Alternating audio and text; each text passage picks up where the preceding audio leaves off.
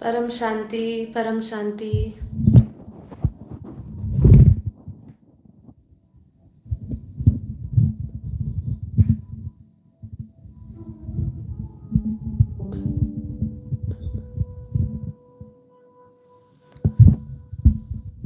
परम शांति।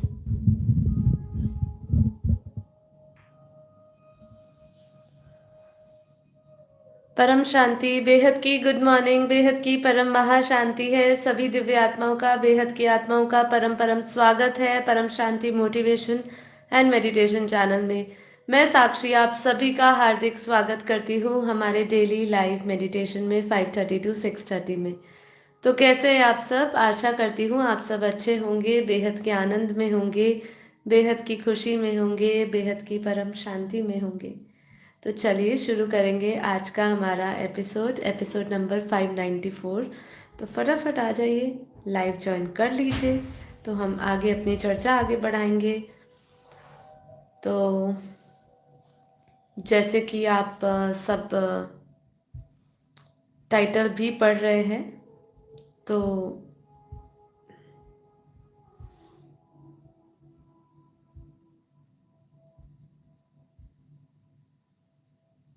कि हम उपनिषद में ब्रह्म का वर्णन, आत्मा और ब्रह्म का संबंध और मनीषा पंचकम हम कल पढ़ रहे थे, तो उससे रिलेटेड कुछ बात करने वाले हैं। कल अगर आपने एपिसोड नहीं देखा है, हमारा 5793 एपिसोड, तो उसको अवश्य देखिए। कल हमने मनीषा पंचकम की बात करी थी, बहुत ही सुंदर एपिसोड था। अगर आपसे मिस हो गया है तो वो ज़रूर देखिए इस एपिसोड को देखने से पहले।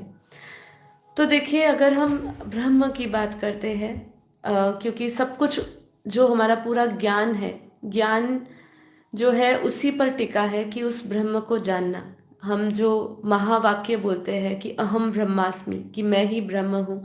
अब इसको समझना, उसकी समझने की यात्रा तब तक शुरू नहीं हो सकती जब तक आप अपने आप को नहीं जानो। क्योंकि अगर हम कह रहे हैं कि मैं ब्रह्म हूँ, अहम ब्रह्मास्मि, तो सबसे पहले अपने आप को ही जानना होगा। यहाँ से ही हमें शुरुआत करनी होगी। इसलिए बापूजी की एक बहुत सुंदर वीडियो थी जिसमें वो ब्रह्म और अक्षर ब्रह्म की बात करी थी बापूजी ने, कि ब्रह्म कौन है। बापूजी की बहुत सारी वीडियो है इस पे, अलग अलग टाइटल पे आपको मिल जाएगी, जिसमें बापूजी ने ये भी समझाया है कि ब्रह्म क्या है, पार ब्रह्म क्या है, और इसके बारे में भी आपको पूरा अंतर मिल जाएगा। और साथ ही साथ सगुण ब्रह्म की या निर्गुण ब्रह्म की उपासना करनी चाहिए, किसकी उपासना करनी चाहिए, उस वीडियो में भी बापूजी ने अच्छी तरह समझाया है। तो देखिए, उपनिषद इसके बारे में क्या कहते हैं, इसकी बात हम जरूर आज करने वाले हैं। बहुत ही सुंदर तरीके से इसकी परिभाषा करी गई है, तो ये हम आज जानेंगे। तो इसको जानने की शुरुआत आज हम करने वाले हैं। तो हमने जब कल मनीषा पंचकम पढ़ी थी, और जिसके अंदर हमने 5 श्लोक, जो 5 छंद रचे गए हैं, ये जो ग्रंथ है मनीषा पंचकम, जो ग्रंथ है जो आदि शंकराचार्य जी का रचित है, उसमें हमने ब्रह्म की परिभाषा को भी थोड़ा जाना। उन्होंने अपने उन 5 श्लोकों में उसका परिभाषा का वर्णन किया है। साथ ही साथ देखिए, उपनिषद क्या कहता है, हमें ये भी समझना होगा। ठीक है, तो उपनिषद भारतीय दर्शन और वेदांत के गहतम विचारों का एक स्रोत है, और इसमें ब्रह्म को परम सत्य, सृष्टि का मूल कारण और हर चीज के आधार के रूप में प्रस्तुत किया गया है। ये सबसे बड़ी परिभाषा है कि उसको परम सत्य कहा गया है, और सृष्टि का मूल कारण, कि सृष्टि का जो मूल कारण है, इस ब्रह्मांड का जो रचयिता है, उसको ही बापूजी ने भी समझाया कि वही ब्रह्म है। जब हम महाब्रह्मांड की अर्थात गैलेक्सी की बात करते हैं, तो उसका रचयिता पर ब्रह्म है, तो ऐसे हम समझते हैं। तो जो सृष्टि का जो मूल कारण है, सृष्टि का जो मूल कारण है, जो बीज आधार है, वही ब्रह्म है। ब्रह्म को शब्दों में पूरी तरह से व्यक्त करना कठिन है, क्योंकि ये अनुभव का विषय है। फिर भी उपनिषद में ब्रह्म को समझाने के लिए विभिन्न दृष्टांतों का और उपमाएं का प्रयोग किया गया है। तो सबसे पहले जो दिया गया है वो अद्वितीय का के बारे में बताया गया है, कि ब्रह्म एक ही है, और इसका कोई दूसरा नहीं है। देखिए, ये मैं चिंतन कर रही थी कि ये बताने की क्या आवश्यकता थी, और आपको यदि कल का एपिसोड आप वापस सुनेंगे तो आपको पता चलेगा कि उसमें शिव भी जो चंडाल के रूप में आए थे वो भी उसकी परीक्षा इसीलिए ले रहे थे कि जो अद्वैतवादी होते हैं उनके लिए तो पूरा संसार ब्रह्ममय होता है, तो ऐसा भेदभाव क्यों चंडाल में और एक द्विज व्यक्ति में, दोनों में अंतर क्यों समझा जाए, जब उनकी दृष्टि में जो अद्वैतवादी है, जो ब्रह्म ज्ञानी है, जिनको आत्मज्ञान हो चुका है, वो इससे इतना उसकी जो दृष्टि है, उसकी दृष्टि में इतना भेद क्यों।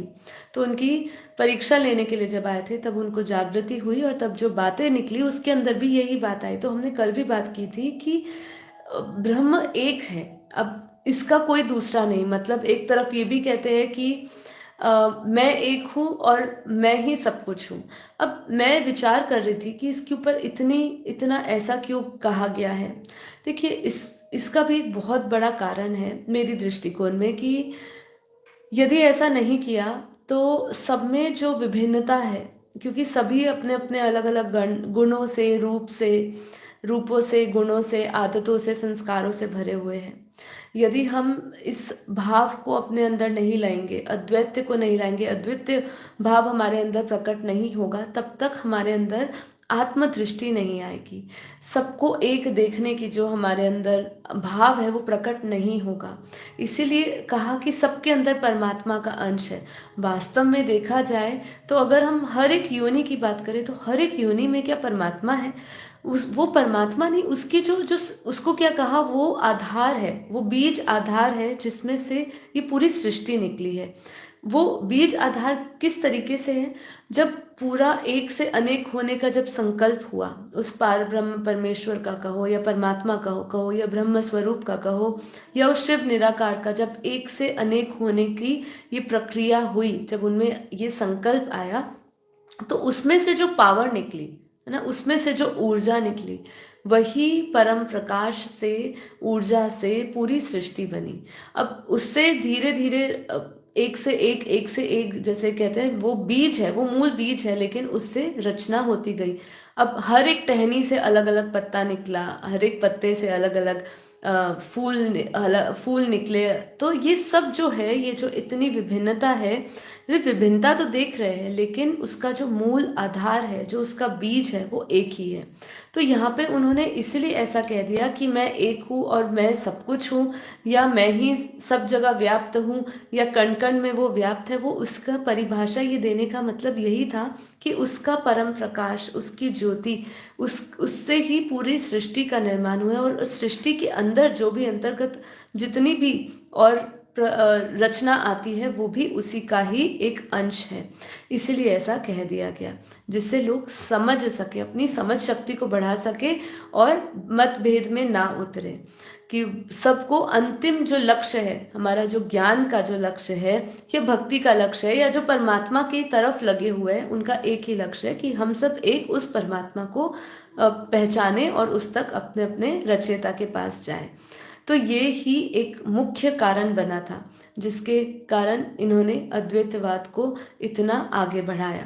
और ये मेरा दृष्टिकोण है। हो सकता है इसमें कई लोग इसमें स्वीकार करते हो इस नज़रिए को, कई लोग नहीं भी करते हो। तो इसीलिए बापूजी ने कहा कि निर्गुण रूप और सगुण रूप, ये दो रूप है, और उसमें से भी किसकी उपासना करनी चाहिए, उसके भी बापूजी ने बताया कि क्यों सगुण की उपासना करने में ज़्यादा लाभ है, निर्गुण की उपासना करने में वो भी परमात्मा का रूप है, पर वहां तक कौन पहुंच सकते हैं, ये भी बहुत बड़ा प्रश्न है। ऐसा नहीं है कि निर्गुण ब्रह्म की उपासना नहीं की जाती है, उसकी तो सबसे ज्यादा उपासना की जाती है। हर धर्म में अगर कहे तो परमात्मा को निराकार रूप में ही माना गया है, और उसकी उपासना ज्यादा से ज्यादा की जाती है। उसको लाइट स्वरूप में देखकर उसकी ही ज्यादा उपासना की जाती है। पर वहां तक पहुंचने के लिए जो आत्मा की अवस्था चाहिए, वहां तक पहुंचना बहुत ही कठिन है। इसीलिए सगुण ब्रह्म की जब हम उपासना करते हैं, सगुण ब्रह्म क्या है? जो रूप रंग और गुणों के साथ प्रकट होता है, जिसे हम भगवान कह देते हैं, जिसे हम परमात्मा कह देते हैं। भगवान भी नहीं, जिसको हम परमात्मा कहेंगे, क्योंकि भगवान, परमात्मा, ईश्वर, ये सब अपने आप में ही एक, इनमें अंतर है। तो जिनको हम परमात्मा कह देते हैं, जो शिव है, उस जब वो नाम रूप और गुण सहित प्रकट होते हैं तो वो सगुण ब्रह्म बन जाता है। तो इसीलिए अगर हम उपनिषदों में ब्रह्म की परिभाषा समझे तो एक तो अद्वैत आ जाती है, फिर निर्गुण और सगुण ब्रह्म भी हम इसको समझते हैं। तो निर्गुण ब्रह्म तो सबको पता है, जो गुणों और सभी रूपों से परे हो, जो अनंत हो, अचल हो, निराकार हो। सत्य और शाश्वत, जो सत्य का स्वरूप है, ब्रह्म को सत्य कहा, इसलिए मैंने सबसे पहले उसको यही समझा आपको कि उसको सत्य और सभी क्रिएशन का मूल आधार कहा गया। तो वो सत्य भी है और शाश्वत भी है। ब्रह्म को सत्य, अटल सत्य और शाश्वत, जो कभी भी नष्ट ना होने वाला, ऐसा बताया गया है। इसलिए क्या कहा है, सत्यम ज्ञानम अनंतम ब्रह्म, अर्थात ब्रह्म सत्य, ज्ञान और अनंत है। ये तैत्तिरीय उपनिषद में कहा गया है। वो सर्वव्यापी इसीलिए कहा गया, जो मैंने आपको अभी अभी समझाया कि उसको सर्वव्यापी क्यों कहा गया। इससे हमें उसको, उसका स्मरण करने में, उसको याद करने में बहुत आसानी हो जाती है। उसका वो भाव हमारे अंदर हमेशा रहता है, निरंतर कर्म योगी बनने में हमें सहायता मिलती है। इसलिए माँ ने भी जब अभी रिसेंटली हमें बताया, एक विधि बताई कि हम योग की आत्मस्वरूप में अनुभूति करते हैं, तो जब हम परमात्मा से प्रकाश लेते हैं तो माँ ने कहा हमारी बुद्धि से वो जाना नहीं चाहिए। वो परमात्मा का ब्रह्म स्वरूप या परमात्मा स्वयं, चाहे उसको अव्यक्त रूप में याद करो, प्रकाश में याद करो, या उसके सगुण रूप में भी उनके दिव्य रूप को याद करो, किस भी रूप में याद करो, लेकिन वो हमारी बुद्धि से नहीं जाना चाहिए। वो बुद्धि से कब नहीं जाएगा, वो तभी नहीं जाएगा जब हम उसको निरंतर निरंतर अपने अंग संग समझेंगे। इसलिए माँ ने बोला कि अब आप इसको चेंज करो, विधि को क्या समझो कि वो हर कण कण में है।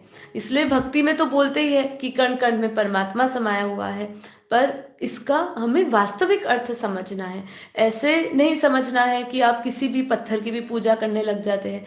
हमारा सनातन धर्म है महान जरूर कि वो हर एक की पूजा करने लग जाता है। पहाड़ों की पूजा होती है, पर्वतों की पूजा होती है, गाय की पूजा होती है, गंगा की पूजा होती है, सबकी होती है, और उसके पीछे विशेष कारण भी है और उसके पीछे छुपा हुआ ज्ञान भी है।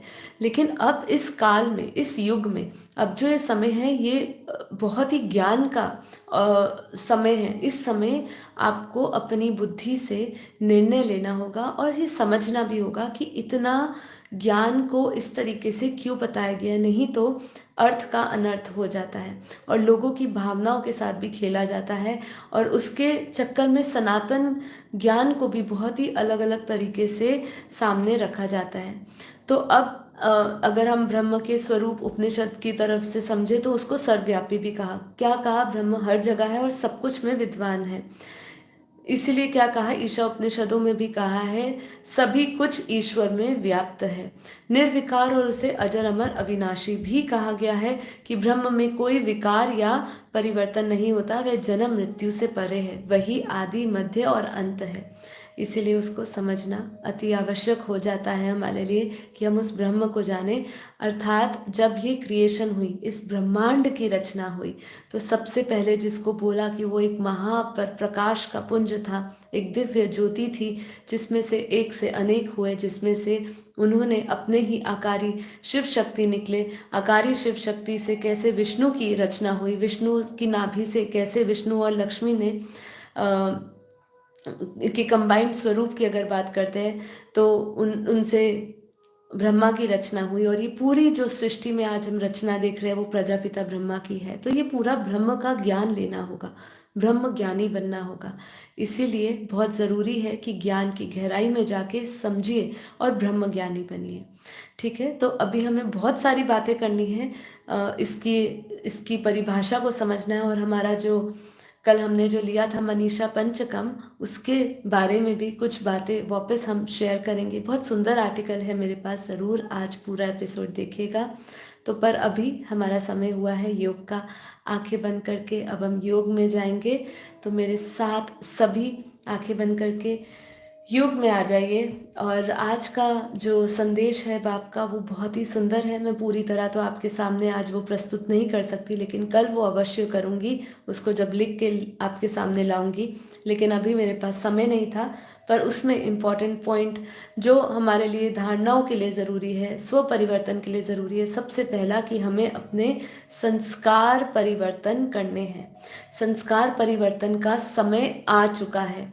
आप हमें और आपको ये भ्रम है कि अगर हमने नहीं परिवर्तन किया तो परिवर्तन नहीं होगा। परमात्मा इस समय हमें चेतावनी दे रहे हैं, वार्निंग दी जा रही है परिवर्तन करने की, और ये भी वार्निंग दी जा रही है कि हमें आलस्य को त्यागना होगा और हमें अपने संबंध, इस समय स्वयं का परिवर्तन, संबंधों का परिवर्तन, वायुमंडल का परिवर्तन और युग परिवर्तन का समय आ चुका है।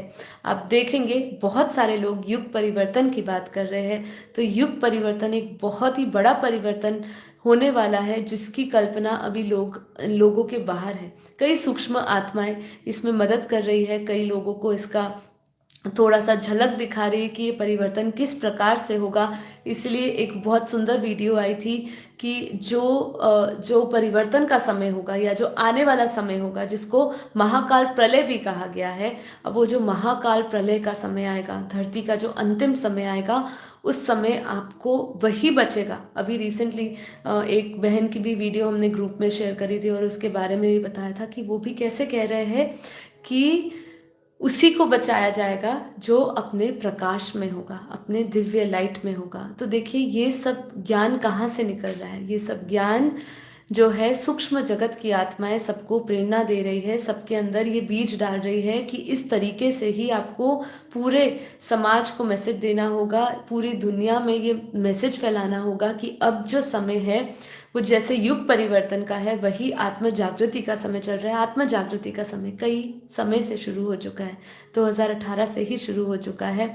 उसमें ये भी उन्होंने बहुत सुंदर तरीके से बताया कि 2012 तक ही शुरू हो गया था, वही समय था जब हो जाना चाहिए था। कई लोग कहते हैं ना, आपके ऊपर उंगलियां उठाते हैं कि आप तो 2012 में भी बोल रहे थे, 2018 की बोली, तो 2018 तारीख का क्या हुआ? तो उसमें हम जब बोलते हैं ना तो हमारी कोई बात सुनता नहीं, लेकिन उस महिला ने भी उस वीडियो में कहा कि आप लोग तैयार नहीं थे। भाई आप तैयार नहीं हो तो हमें तो करना नहीं तैयार तो कैसे होगा? तो इसलिए अब तैयार हो जाओ, उठो और जागो। तो इसीलिए मैं भी यही संदेश सभी को देना चाहूंगी कि आत्म जागृति के अभियान से जो बापूजी जुड़े हुए हैं, इसको हम सब जुड़े हुए हैं बापूजी के द्वारा, इसको हमें प्रत्यक्ष और प्रमाण करना होगा, जल्दी ही जल्द करना होगा। इसके लिए आलस्य को त्याग कर सुबह सुबह मेरे साथ रोज जुड़िए, योग सीखे और परम आनंद में रहिए। परम आनंद और परम खुशी, परम प्रकाश क्या होता है उसका अनुभव मेरे साथ करिए। अब हम ज़्यादा बातें नहीं करते हुए योग में जाएंगे। आंखें बंद करके एकदम रिलैक्स हो जाइए, परम शांति में हो जाइए, परम आनंद में स्थित हो जाइए। बेहद की परम परम परम महाशांति है, महाशांति है, महाशांति है।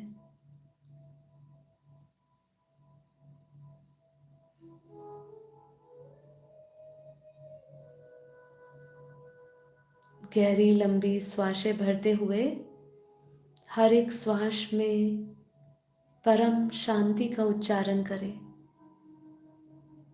हर एक बाहर आती हुई श्वासों के साथ परम शांति के वाइब्रेशंस को फैलाते जाए। हर एक भीतर श्वास भरते हुए अपना अंतःकरण परम शांति से भरते रहे।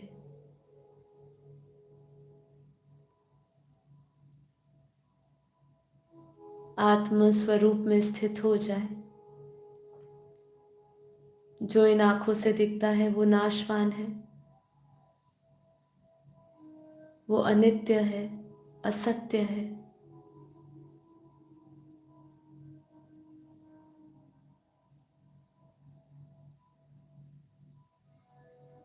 जो नहीं दिखता है वही सत्य है। तो अपने भीतर झांके, भीतर देखे उस चेतन को, उस परम प्रकाश को, जिसकी शक्ति से, जिसकी ऊर्जा से ये शरीर, मन, बुद्धि चलायमान है।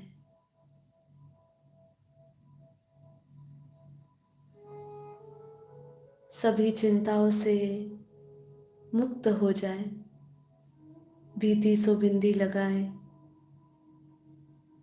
हर एक ड्रामा के सीन को कल्याणकारी समझे। नष्टो मोहा स्मृति लब्धा, इच्छा मात्रम विद्या।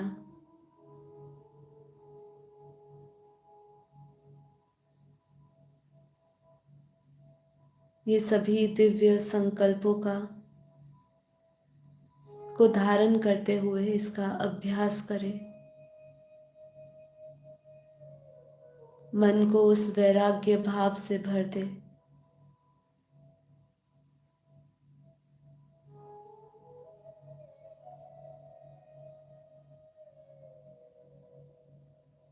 क्योंकि इस संसार में हमारा कुछ नहीं है।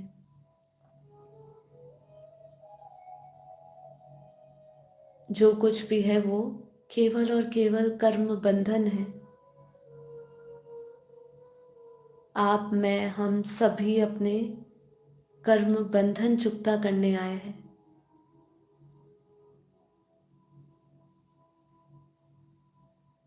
इसी आत्मज्ञान से, इसी आत्म चिंतन के साथ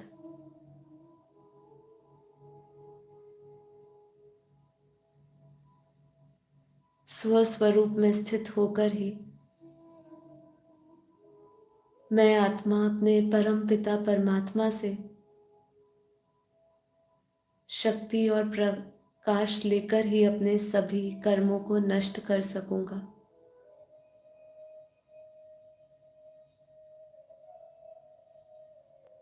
इसलिए बार बार भगवान श्री कृष्ण भी गीता में कहते हैं, हे पार्थ, तू आत्मा की चिंता कर। आत्मा की चिंता अर्थात आत्मचिंतन। आत्मा की जांच करो कि मैं कौन हूं, मैं इस धरती पर क्यों आया हूं।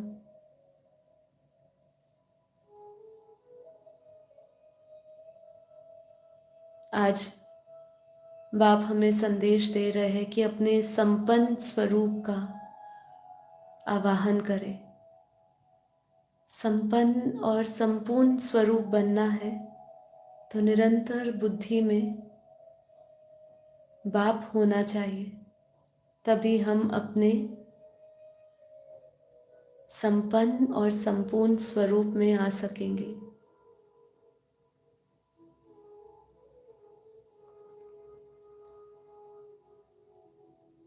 इसी चिंतन के साथ बहुत ही गहराई से परम शांत अवस्था में स्थित होते हुए अपना पूरा अटेंशन, एक सेकंड भी अटेंशन हिलना नहीं चाहिए, पूरा अटेंशन आत्मा में स्थित करें। आत्मा जो भ्रकुटी के मध्य में दोनों भौरों के बीच में जहाँ हम तिलक करते हैं, वहाँ उसका निवास स्थान है। तो पूरा अटेंशन अपनी आत्मा में केंद्र करें।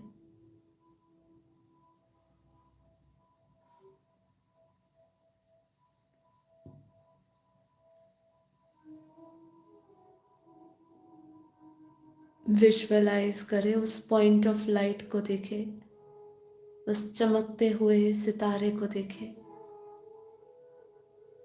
मैं ये शरीर नहीं, मन नहीं, बुद्धि नहीं, मैं शुद्ध चेतन परम आत्मा हूँ। मैं दिव्य आत्मा हूँ, मैं प्रकाशित आत्मा हूँ। मेरा स्वरूप परम प्रकाश है, दिव्य लाइट है, परम शांति है।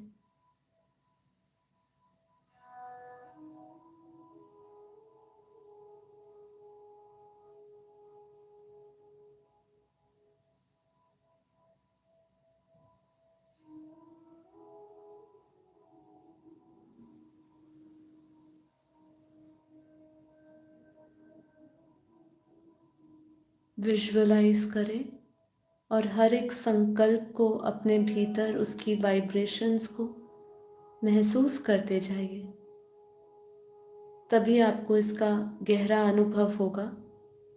केवल अपने शब्दों या संकल्प तक इसको सीमित ना समझें। आपका हर एक संकल्प एक शक्ति है, एक ऊर्जा है, जिसके वाइब्रेशंस आपके पूरे शरीर में सूक्ष्म में फैलते हैं। तो इसको हल्के में नहीं लेना है, हर एक संकल्प को फील करना है, अनुभूति करनी है गहरी।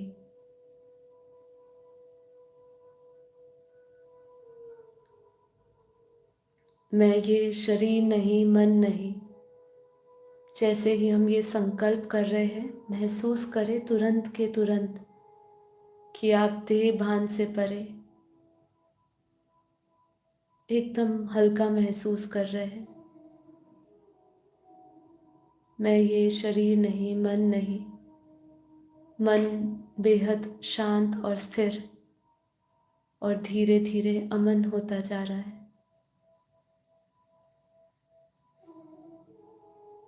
इस बुद्धि से भी परे मैं आत्मा बेहद के बेहद की परम परम परम आत्मा। महसूस करे कि मैं इस साधारण से तन में बेहद की विशेष भाग्यशाली परम आत्मा हूँ। अपने आप को मास्टर, सर्वशक्तिमान मास्टर, भाग्यशाली समझते हुए अपने स्वमान में स्थित हो जाए। मुझ आत्मा से निरंतर प्योर वाइट लाइट, परम प्रकाश, परम पवित्र लाइट निकल रही है।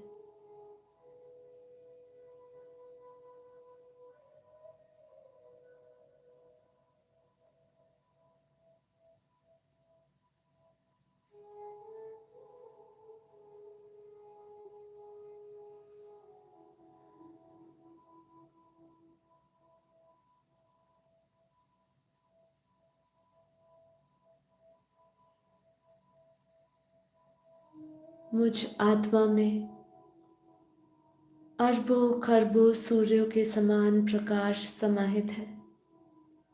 महसूस करें आत्मा से निकलता हुआ प्योर वाइट लाइट, परम प्रकाश की किरणें चारों ओर फैल रही है।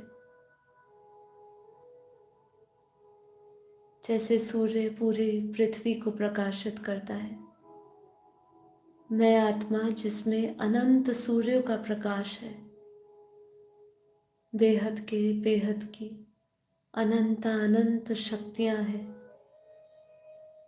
और मुझ आत्मा से निरंतर वो परम प्रकाश, परम शांति की दिव्य किरणें चारों ओर फैल रही है। महसूस करें उसको। अंतःकरण शुद्ध होता जा रहा है, पवित्र बनता जा रहा है। मैं आत्मा पवित्र और परम शुद्ध हूँ।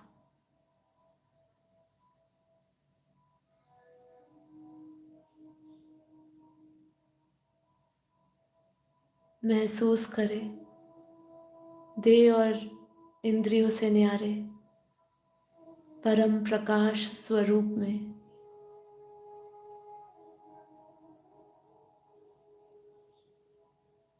मैं आत्मा विषय विकारों से मुक्त,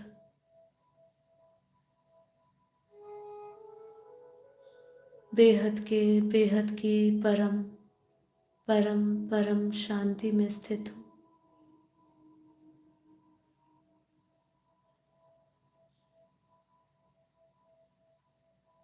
मुझ आत्मा से निरंतर बेहद का अविनाशी परम प्रकाश निकल रहा है।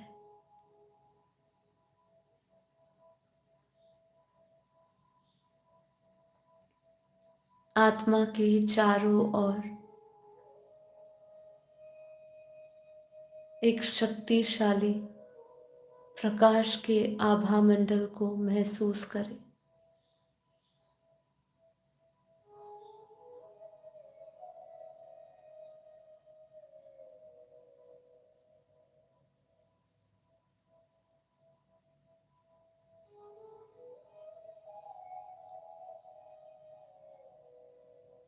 विजुअलाइज करें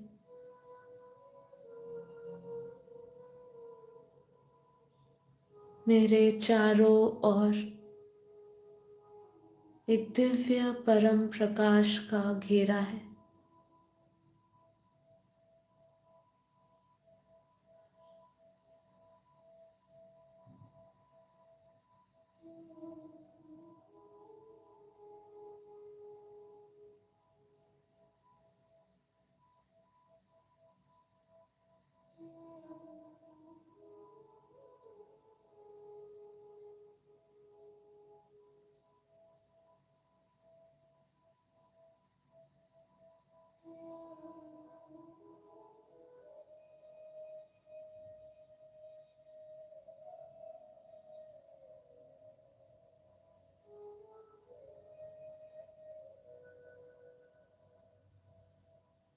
मैं आत्मा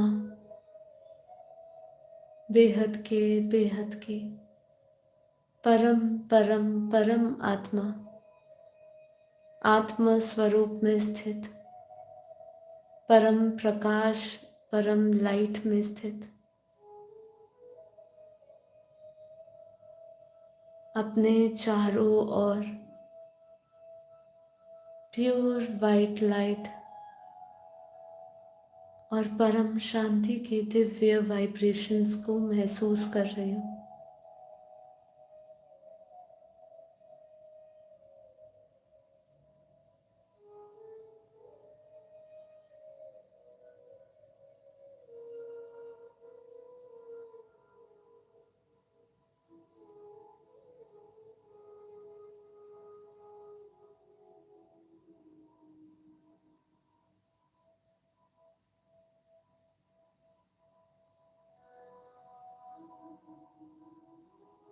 चारों ओर परम शांति ही परम शांति है।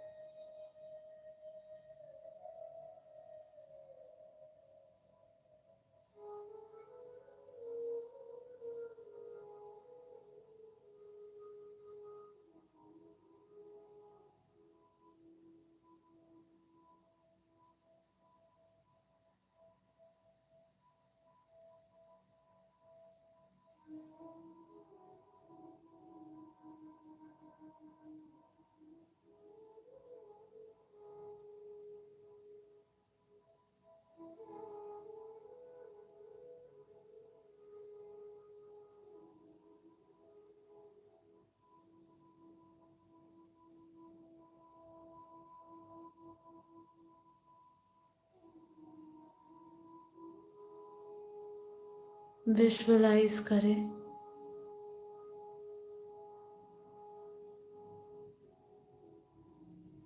मैं आत्मा संपूर्ण समर्पण के साथ अपने बेहद के परम पिता परमात्मा को स्मरण करते हुए अपनी बुद्धि रूपी टीवी में उनके दिव्य स्वरूप को लेकर आए।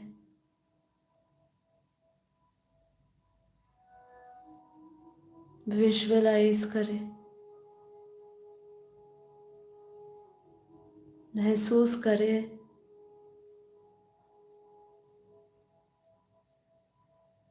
मैं बेहद की आत्मा अपने बेहद के दादाजी के दिव्य स्वरूप को, अव्यक्त स्वरूप को अपने प्रत्यक्ष सामने देख रही हूँ।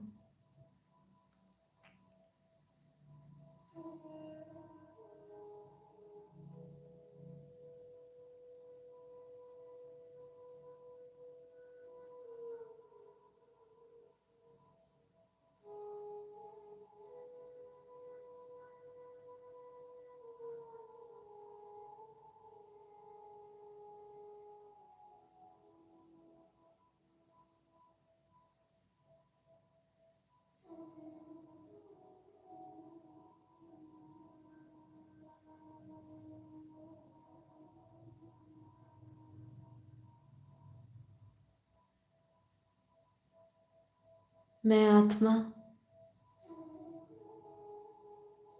अपनी दिव्य बुद्धि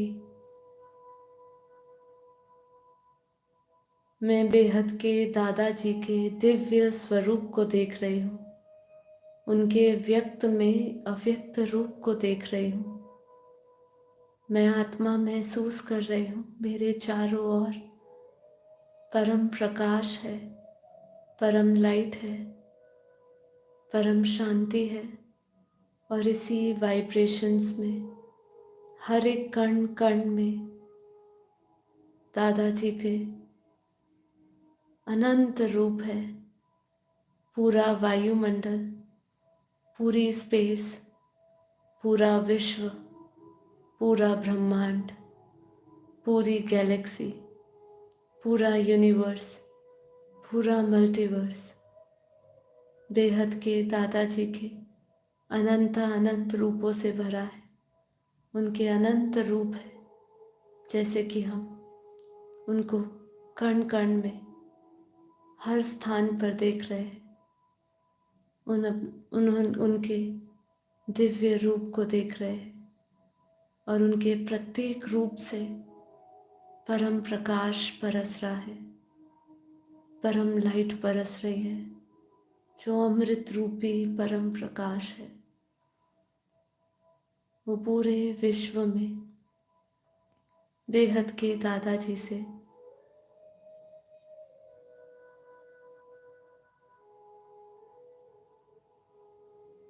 महसूस करते जाए। निरंतर एक दिव्य प्रकाश, दिव्य लाइट पूरे विश्व में फैली है। ये परम प्रकाश, परम लाइट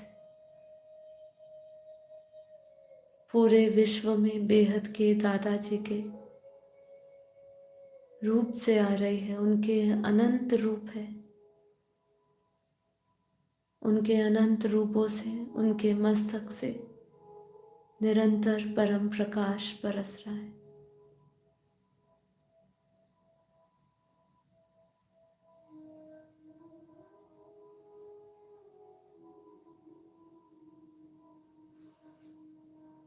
महसूस करें, मैं आत्मा अपनी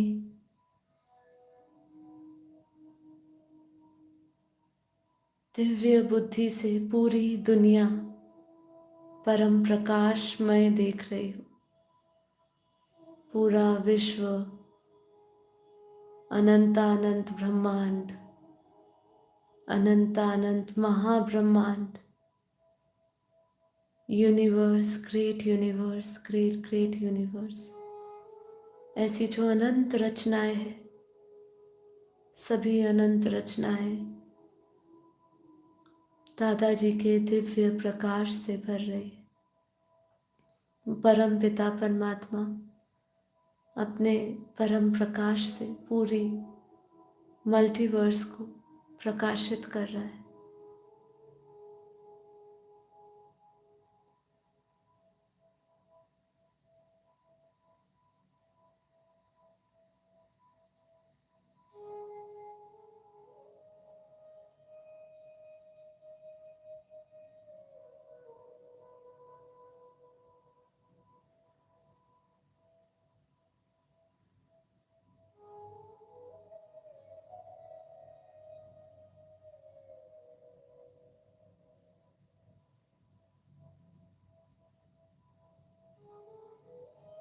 बहुत गहरा अनुभव करें, एहसास में लाए।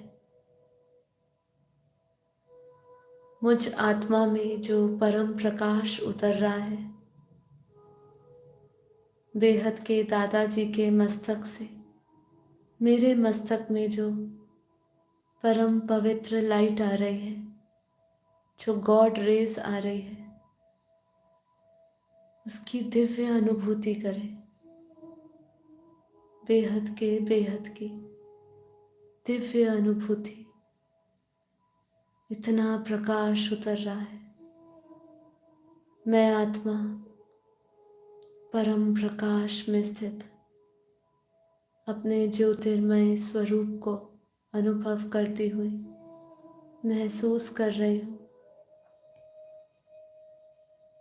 मुझ आत्मा का आज्ञा चक्र प्रकाश से भर चुका है, परमात्मा की दिव्य शक्तियों से भर गया है।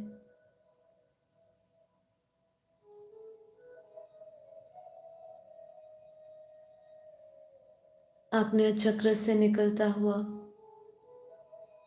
परम प्रकाश की वो दिव्य तरंगों को अपने पूरे शरीर में, अपने प्रत्येक चक्र में महसूस कर सकते हैं। शरीर एकदम हल्का प्रकाश में बदल चुका है। पूरा शरीर प्रकाशमय हो चुका है। परम परम परम शांतिमय।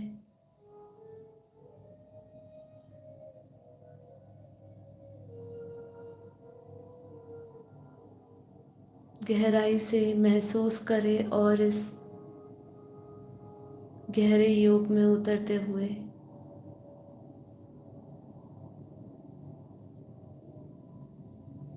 अपने सूक्ष्म कारण महाकारण शरीर को भी परम प्रकाश में, दिव्य लाइट में देखें। हर एक कर्म इंद्रियां, ज्ञान इंद्रियां, सूक्ष्म शरीर, कारण शरीर के प्रत्येक सेल महसूस करें। शरीर का रोम रोम, हर एक सेल, हर एक सूक्ष्म से सूक्ष्म ग्रंथियां। कारण शरीर जिसमें हमारे सारे संचित कर्म रिकॉर्डेड है। एक पतली सी लाइन जो हमारी गर्दन से लेके नाभि तक जाती है। पतली प्योर सिल्वर लाइन महसूस करें। पूरा शरीर परम परम परम ज्योति से, गॉड रेस से भर गया है।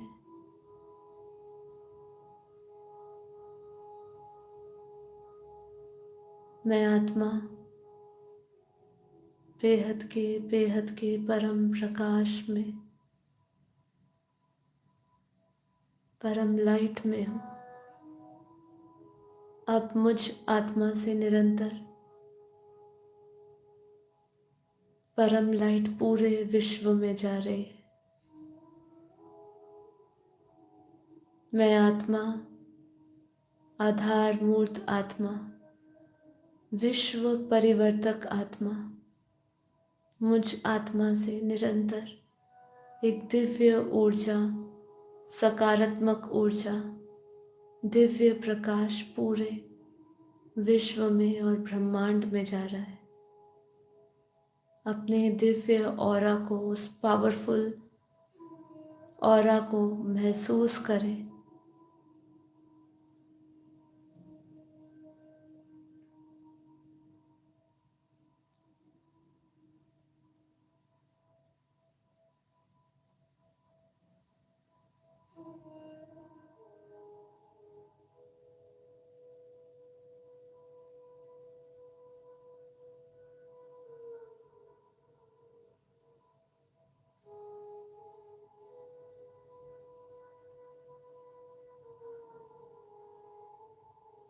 मैं अपनी वाणी को विराम देती हूँ। इसी गहरी अनुभूति के साथ महसूस करें कि मैं आत्मा अपने संपूर्ण स्वरूप में, स्वस्थिति में स्थित बाप समान बन गई और मुझ आत्मा में निरंतर बाप के समान परम शांति और परम प्रकाश की दिव्य किरणें पूरे विश्व में, ब्रह्मांड में, महाब्रह्मांड में, परम महाब्रह्मांड में, पूरे मल्टीवर्स में और ऐसे अनंत अनंत बेहद की कला के ब्रह्मांडों में जा रही है। साथ ही साथ गहरी साइलेंस में उस बेहद की कला के परम धाम के दिव्य वायुमंडल को अनुभव करें, महसूस करें वो बेहद की कला के परम धाम की परम शक्तियाँ पूरी धरती पर आ चुकी हैं।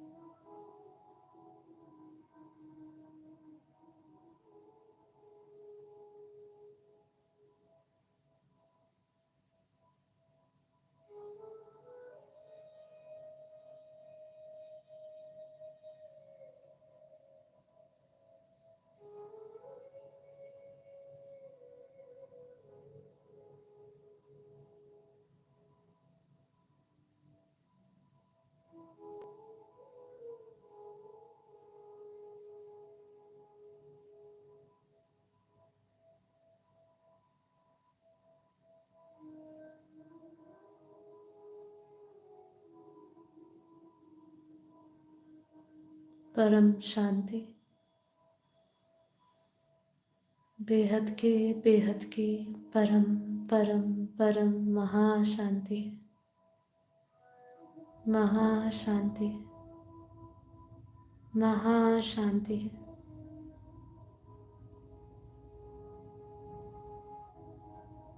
इस ध्यान को हम यही समाप्त करते हैं, लेकिन एक बार आंखें खोलने से पहले गहराई से आत्मचिंतन करते हुए अपनी आत्मा की अवस्था को देखें, मन की अवस्था को देखें, शरीर की अनुभूति करें। कैसे मैं आत्मा देह अभिमान से अहंकार मुक्त हो चुका हूँ। मैं आत्मा एक दिव्य परम योगी बन चुका हूँ, जो हमेशा अपनी परम ऊर्जा में स्थित, परम प्रकाश में स्थित रहता है। मैं आत्मा निरंतर कर्मयोगी बन चुका हूँ, जिसके हर एक कर्म में परम पिता परमात्मा बेहद के दादाजी की याद है।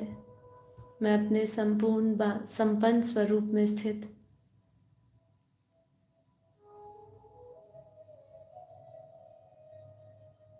और मुझ आत्मा से निरंतर एक सकारात्मक ऊर्जा, परम प्रकाश और परम शांति के वाइब्रेशंस निकल रहे हैं। मुझ आत्मा का आभा मंडल बहुत ही पावरफुल है। महसूस करेंगे आज हम पूरे दिन कि हम जहाँ भी जा रहे हैं, जिसके भी संपर्क में आ रहे हैं, सभी हमारे आभा मंडल में आते ही गहरी परम शांति का अनुभव कर रहा है। हमारे परम प्रकाश से जब उसकी आत्मा को वो छूता है, तो उस आत्मा को जागृति का अनुभव होता है। जैसे वो दिया बने हम, जिस दिए से ढेर सारे दिए जलाए जाए, तो आत्मा रूपी दिया मुझ आत्मा का जल चुका है और मैं आत्मा अनंत दियों को, आत्माओं को जगाने के निमित्त बन रही हूँ। तो इसी संकल्प के साथ आज का ध्यान पूर्ण करते हैं। आप सभी का धन्यवाद। माँ बापूजी को, नीरू माँ को कोटि कोटि नमन और चरण स्पर्श।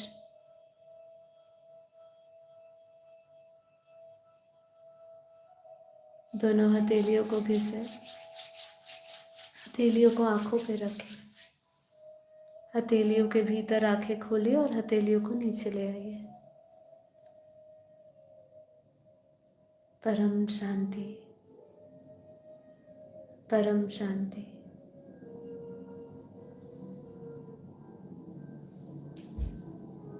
तो यहीं पर ही आज हमारा योग समाप्त करा। अब हम आगे अपनी चर्चा को बढ़ाएंगे। तो आशा करती हूँ इस योग में आपने बेहद शक्तियों का अनुभव किया होगा और जो जो हमने जैसे जैसे संकल्प लिए उस संकल्पों की गहरी अनुभूति करी होगी। आप अनुभव अभी भी कर सकते हैं कि इस योग के समाप्त होने के बाद भी हम उसी स्थिति में स्थित है। निरंतर हमें एक अट्रैक्शन बनी हुई है, जैसे हमें जो ग्रेविटी खींचती है ना, वैसी वो जो चुंबकीय, इसलिए माँ उसको चुंबकीय शक्ति कहती है कि वो चुंबकीय शक्ति हमें अपनी ओर आकर्षित करती है। एक बार उसको हमने छू लिया, हमारी आत्मा ने उसका एहसास कर लिया, तो उसके बाद वो निरंतर हमें अपनी ओर खींचती है। और वास्तव में तो ये जो पूरा योग है वो आवाज़ से परे और समय से परे की अनुभूति है, जिसमें आपको काफ़ी गहराई में जाएंगे। जब इसी को आप वापस सुनेंगे और जब मैं खुद भी सुन के वापस जब योग करूँगी तो हम निशब्द हो जाएंगे और हम उस आवाज़ से परे की दुनिया, हमारी वाणी की ज़रूरत नहीं पड़ती। लेकिन जैसे कि आप सब जानते हैं कि यहाँ हम गाइडेड मेडिटेशन कर रहे हैं, तो मुझे आपको एक बापूजी ने निमित्त बनाया या जो भी अपने अनुभव से सीखा उसको डायरेक्शन देते हुए चाहते हैं कि सभी आत्माएं इस संकल्प को लेते हुए अपने उस ब्रह्म स्वरूप तक पहुँचे, अपने उस चेतना के उच्चतम परम शुद्ध स्वरूप में पहुँचे, जो उनका वास्तविक सभी आत्माओं का अधिकार है वहाँ तक पहुँचना। तो सबको अपने कर्मों की ये सब लेप छेप को हटाते हुए ऊपर की ओर बढ़ना होता है। तो इसको मिटाने के लिए ही सब कुछ ये प्रयास किया जा रहा है, ये ज्ञान का प्रयास किया जा रहा है कि ज्ञान को सुनते सुनते हम इस अवस्था को प्राप्त करें। तो चलिए आगे बात करते हैं आदि शंकराचार्य की, जो हमने मनीषा पंचकम पढ़ी, जिसके अंदर एक गहरा प्रश्न ज्ञान की ज्योति जलाता है, जो आदि शंकराचार्य जी के उत्तर के रूप में अद्वैत के गहन सत्य को सामने लाता है।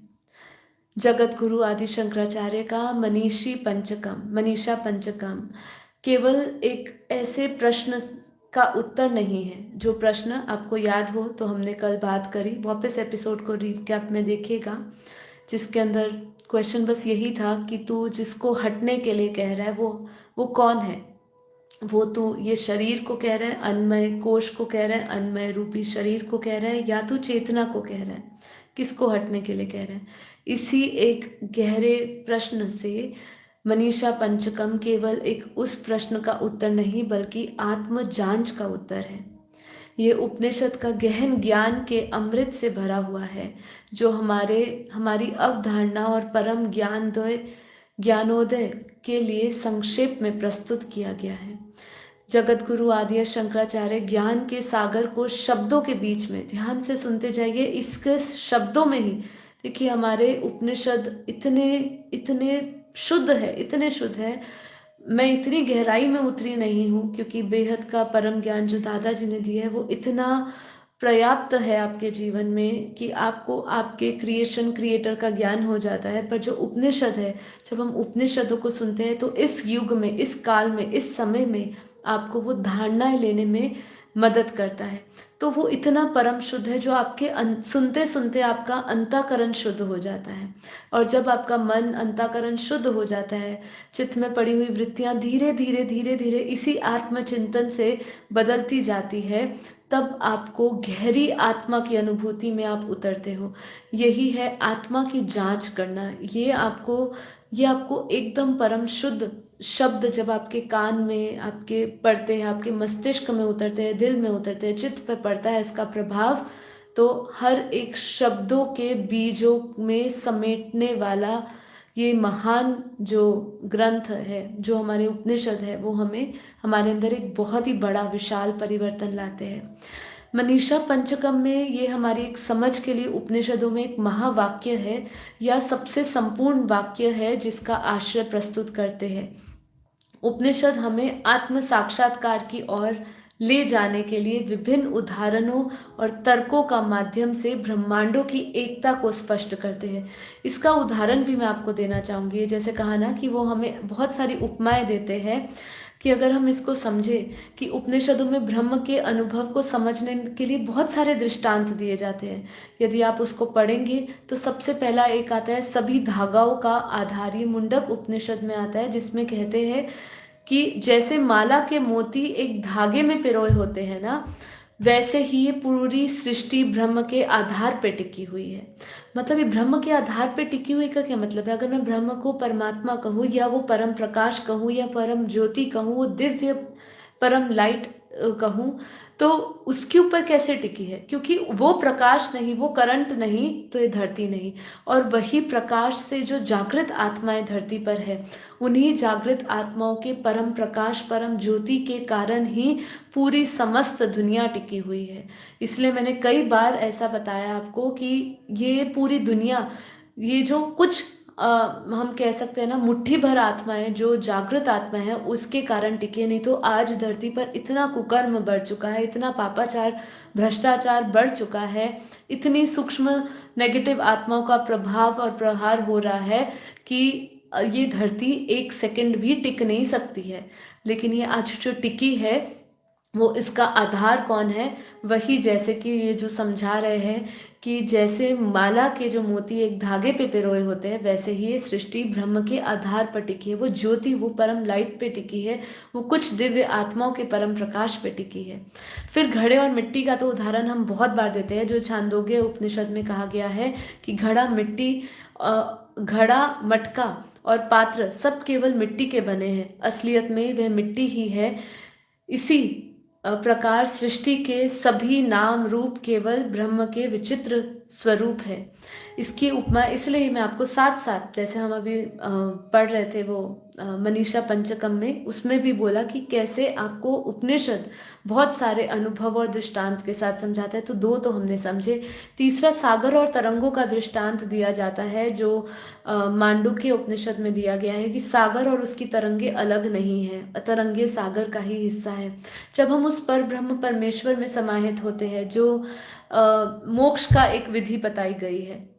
देखिए, जो ज्ञान मार्ग में चलते हैं वो उनके लिए मोक्ष की परिभाषा अलग हो जाती है। जो भक्ति मार्ग में चलते हैं उनके लिए मोक्ष की प्राप्ति थोड़ी अलग रूप में हो जाती है। और इसलिए बापूजी ने मुक्ति, जीवन मुक्ति दो चीजों से समझाया है। यदि आपको इनसे रिलेटेड कोई प्रश्न उठ रहा है तो आप बताइएगा कमेंट बॉक्स में, तो हम उस पर एक विशेष रूप से क्लास ले लेंगे। तो यहाँ पे ऐसा है कि वो जब हम उस पर ब्रह्म परमेश्वर या हम उस बेहद की कला के परम धाम, जहाँ बापूजी ने कहा है कि वहाँ पे हमारे अपनी बुद्धि टिकानी है, वहाँ हम जब स्थित होते हैं, अपने चित्त को वहाँ एकदम स्थिर बुद्धि के साथ वहाँ हम टिक जाते हैं, तो जब हम उस पर ब्रह्म परमेश्वर की परम ज्योति या बेहद की कला का परम प्रकाश महसूस करते हैं, वही परम प्रकाश, वही ब्रह्म है और वही सभी जगह विभिन्न रूपों में है, तो उनका स्वरूप अलग अलग है। तो उसकी जब हम उसको देखते हैं, देखते देखते हम महसूस करते हैं कि हम उसी का ही एक अंश है। हम महसूस करते हैं ना, हम अपने आप को खो जाते हैं। जब आप योग में जाते हैं, इसकी आप अनुभूति करते होंगे कि वो सागर और तरंगे, ये तरंगे जो सागर में उठ रही है वो अलग नहीं होती, वो उसी से ही मिल जाती है, उसको अलग नहीं किया जा सकता है। जैसे पानी के अंदर आप नमक डाल दो तो क्या नमक, और जब वो घुल जाता है, पानी के अंदर मिल जाता है, तो क्या आप नमक उसमें से निकाल पाते हैं? ठीक है, वो एक प्रोसेस होता है। बट अगर आप चाहे ऐसे तुरंत कुछ करना तो नहीं कर सकते। ऐसे इसी तरह जीव, आत्मा और ब्रह्म में कोई भेद नहीं है, ऐसा हमारी उपनिषद घोषणा करते हैं।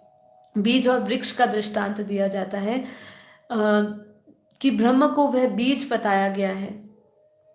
बृहदारण्यक उपनिषद में इसका उल्लेख आता है कि ब्रह्म को वह बीज बताया गया है जिसमें पूरी सृष्टि का स्रोत छिपा है।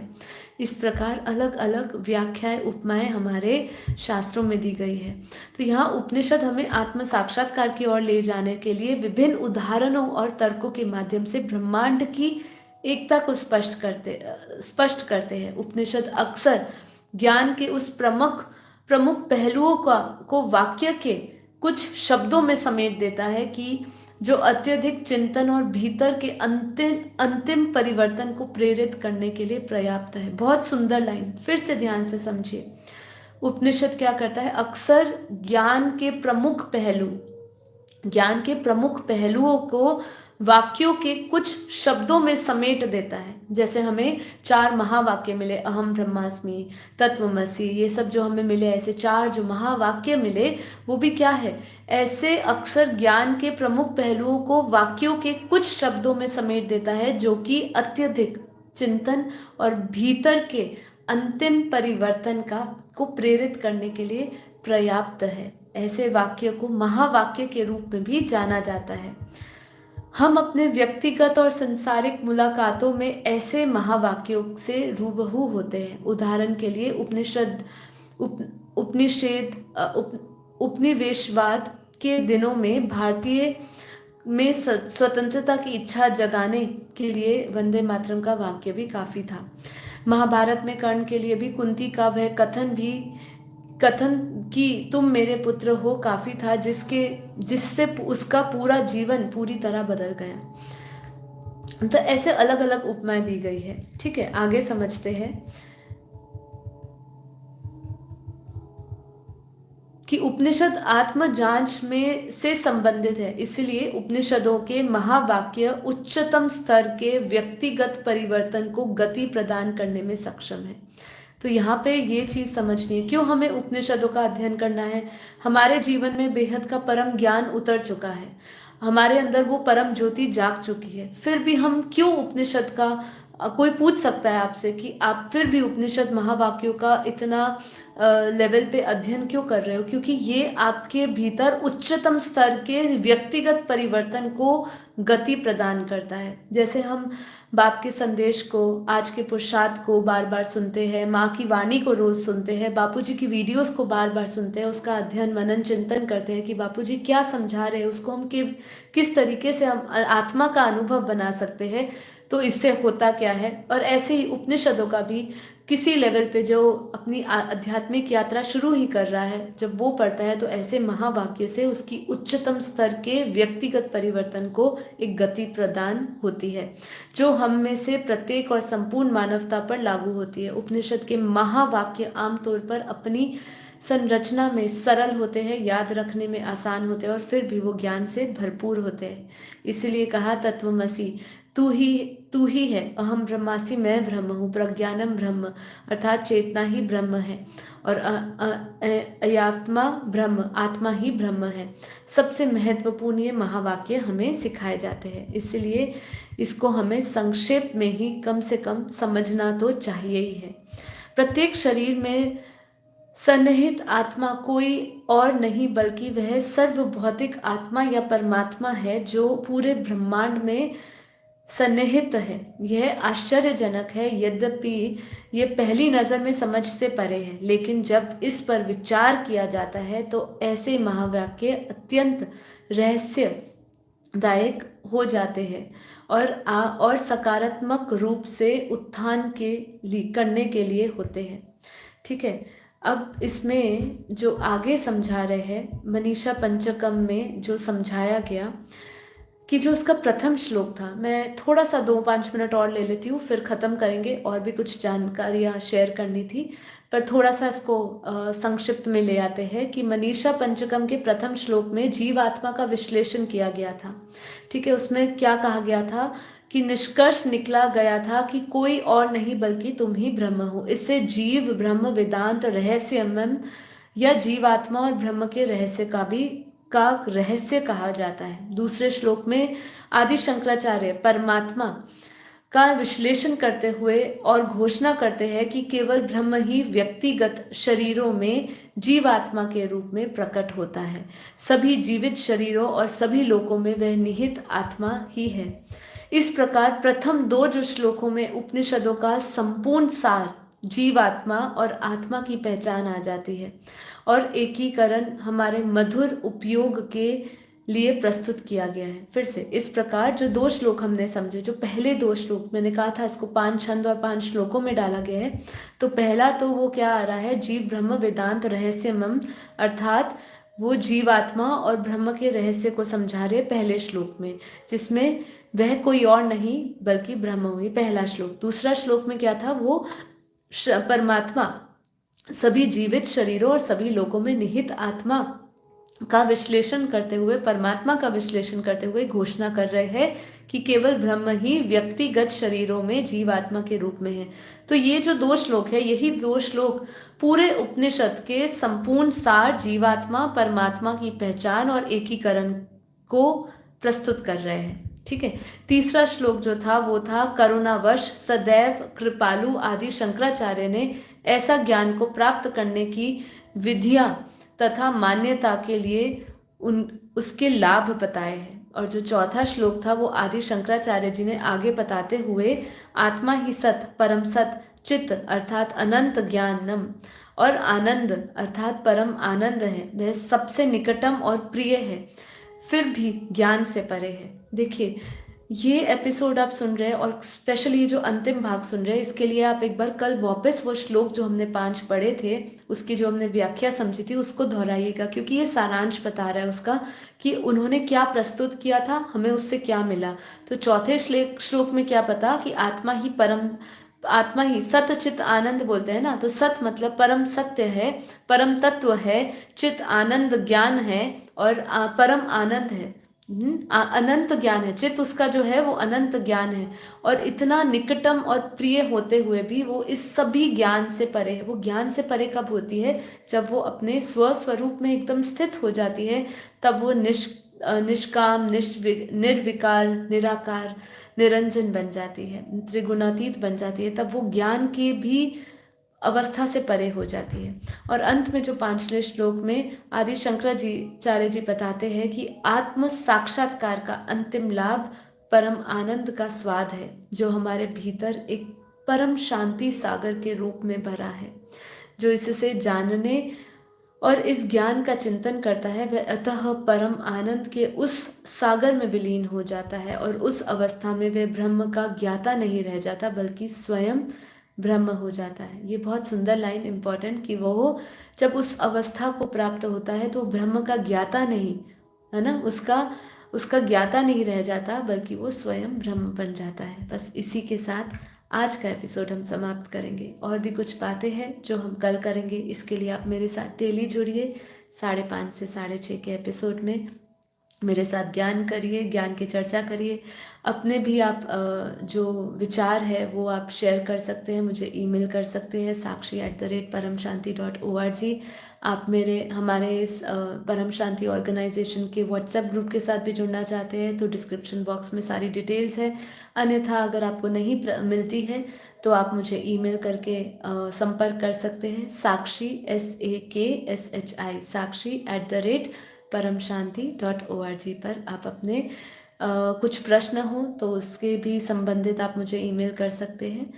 तो आज इतना ही, तो मिलेंगे कल नए ज्ञान की चर्चा के साथ, नई ऊर्जा के साथ। तब तक के लिए सभी को परम शांति। सभी का दिन शुभ रहे, प्रकाश से भरा रहे, परम शांति से भरा रहे, सभी को आत्म जागृति हो, सभी कर्म योगी बने, यही सभी के लिए मेरी शुभकामनाएं हैं। आप सभी का धन्यवाद। परम शांति।